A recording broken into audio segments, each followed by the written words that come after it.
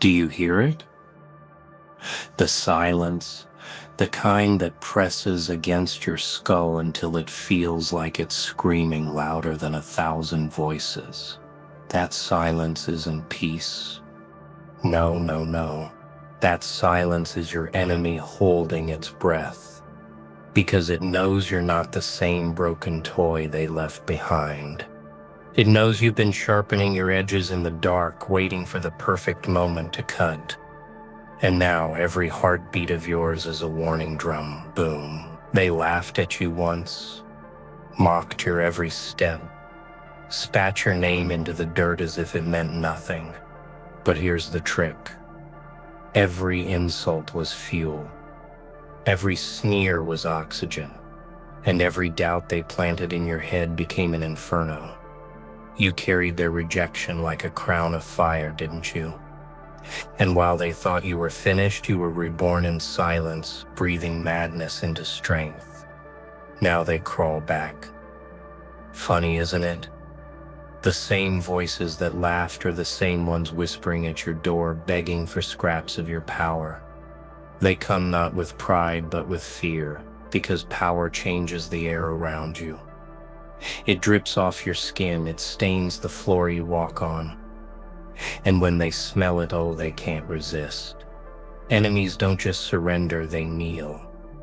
And when they kneel, you smile because you know what they don't. You know the secret. Power doesn't come from their approval. It comes from their hatred, their rejection, their envy. You wear it like war paint. And every scar they left on you is now a blade you carry back to their throats. They wanted to bury you, but you became the storm that drowned their laughter. And so I ask you, why is your secret enemy begging to join your side now? Simple. Because you've become untouchable, unpredictable, unforgiving. You're the shadow they can't outrun, the whisper they can't silence, the nightmare they can't wake from. And deep down they know you'll never let them forget it. Tell me, do you feel it yet? That hunger, that chaos, that smile curling on your lips when you realize the tables have turned. Oh, they thought you'd break, but you didn't. You shattered, and from the shards you built a crown of knives. Wear it proudly, because the game has only just begun. Your real enemy was never them. No, no, no, it was the face in the mirror, the coward, the excuse maker, the soft voice whispering, maybe tomorrow. That voice isn't your friend. It's the assassin in your skull, and it kills slowly, one wasted day at a time. You ever wonder why you feel chained? It's not the world holding you back. It's the reflection you never had the guts to strangle. Every weakness you hide, it's laughing at you, that unfinished plan, that abandoned dream, that promise you broke to yourself. They're all fingerprints of betrayal, and guess who the culprit is? You. You pulled the trigger on your own ambition. And the worst part, you enjoyed the comfort it gave you. The sweet little lullaby of failure. Soft, gentle, deadly. But here's the twist. Inside that same mirror, there's a beast. Starving, eyes black with rage. And it's been watching, waiting, pounding on the glass while you played nice. The longer you ignore it, the hungrier it gets, until one day it bursts through. And when it does, oh, the world won't know whether to fear you or worship you. That's the war. Not against them, against you. And when you win it, when you strangle that old self with your bare hands, you'll feel it. The air changes. The chains crack. The reflection smirks back at you with blood on its lips. And for the first time in your life, you're free. Because freedom doesn't come from running. It comes from killing the part of you that clings to weakness. The one that craves approval. The one that begs for safety. You slaughter that version, and suddenly, nothing can touch you. Not them. Not fear. Not doubt. Nothing. So I'll ask again. When you stare into that mirror tonight, will you blink first? Or will you smile back and whisper, "I've been waiting for this fight"? They swore they'd bury you. They promised you'd vanish, forgotten, erased like chalk on wet pavement. But now, listen closely. Hear that? It's the sound of footsteps creeping back. The same ones who cheered for your downfall now circle you, wide-eyed like dogs sniffing for scraps. They don't come with respect. They come with fear. Fear because the fire they lit under you became an inferno they can't put out. There's a twisted pleasure in this moment, isn't there? Watching the arrogant choke on their own pride. Their voices stutter when they say your name now, like it burns their tongue. Once they laughed with sharp teeth. Now their smiles are cracked, nervous, broken. Funny, the louder they doubted you, the harder they crawl back when they realize they can't kill what refuses to die. And here's the delicious truth: they don't admire you. Not yet. They need you. Because survival bends the knee faster than admiration ever will. They kneel not out of love, but because they know you've become dangerous. They see the madness in your eyes. They smell the hunger in your silence, and they know deep down that standing against you now means bleeding out under your shadow. So you let them kneel. Not because you forgive. No, forgiveness is weakness. You let them kneel because power tastes sweeter when it's forced down their throat. And when their trembling hands reach for your side, you smile. Not because they've joined you, but because they finally understand. They lost. That's when you own them. Not through kindness, not through mercy, through dominance, through the fear that you carved into their bone. Every word you speak becomes law. Every silence becomes punishment. And every glance reminds them of the price of underestimating you.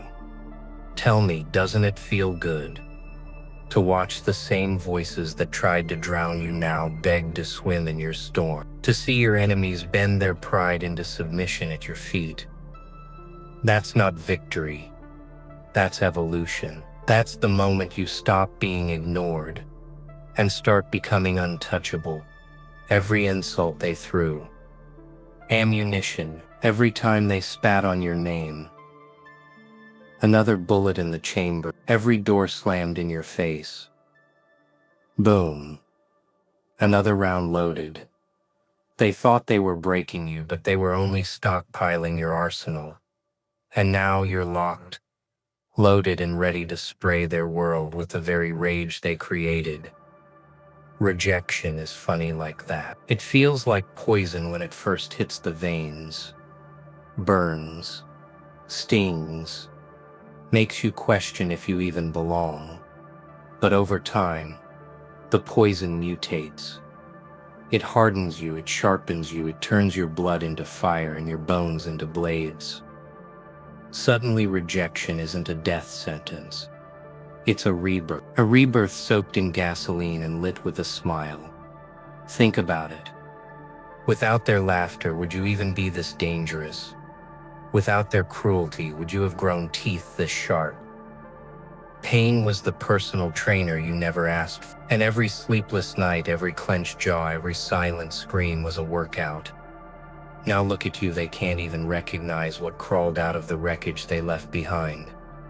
Here's the punchline: they were building their own execution. With every bruise, with every scar, with every betrayal, they weren't burying you, they were sculpting you. And when you finally stood up, taller than the ruin they left you in, the first thing you did was smile, because you knew they had handed you the blade. So let them beg. Let them plead. Let them choke on the irony that their rejection didn't destroy you, it weaponized you. And now every memory of their doubt is just another shell in your gun. And when you fire back, it won't just be revenge. It'll be poetry. Tell me, are you ready to pull the trigger? Or will you let their bullets keep piling up until you've built an army inside yourself? They call it destruction. They call it madness. They call it chaos. But you know better, don't you? Chaos isn't the end. It's the ladder no one dares to climb. It's the fire that burns the weak to ash, while the strong walk out reborn, dripping in smoke and laughter. The world fears chaos because it strips them naked. No masks, no lies, no comfort, just raw truth.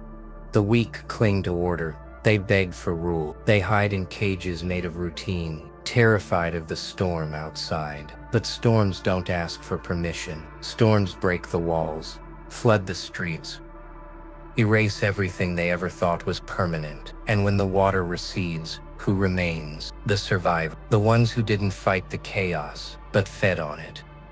That's where the power is. In the ashes, in the ruins, in the rubble of everything you once thought mattered. While others cry over what was lost, you grin because you see it. The chance to rebuild, not the old way, not their way, your way. Stronger, darker, unpredictable. A kingdom forged from wreckage, where every scar becomes architecture. And let's be honest, doesn't chaos taste better? Doesn't it feel good to rip the mask off, throw the pieces in the air and laugh while they scatter? Order is predictable. Order is boring. But chaos, oh, chaos makes kings. It crowns the one mad enough to dance in the fire while everyone else runs. So ask yourself, are you one of them? The ones clutching their broken walls, crying for safe? Or are you the one grinning in the storm, arms wide open, ready to build an empire from smoke and shards? Chaos doesn't destroy you. It introduces you to yourself. And once you meet that self, the world will never forget the name you carve into the flame. There's a silence louder than any scream. It's the silence of someone who once doubted you, now choking on the words they can't take back. Oh, how delicious that silence tastes. Sweeter than victory, sharper than steel. Revenge isn't blood. Revenge isn't violence. Revenge is making them watch you rise so high, their necks snap, just trying to keep up. See, apologies are worthless. Their sorry means nothing. What matters is the way their eyes shift when they see you now. That flicker of panic, that twitch of regret. That moment they realize the clown they mocked has become the nightmare that stalks their thoughts. You don't need to touch them, just exist.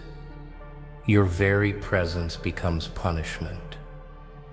And oh, the smile it brings when you catch them staring, when you know they can't stand the taste of their own regret. That smile isn't kindness. It isn't forgiveness. It's the blade you twist with subtle precision. Because nothing cuts deeper than forcing them to admit they were wrong. And you were inevitable.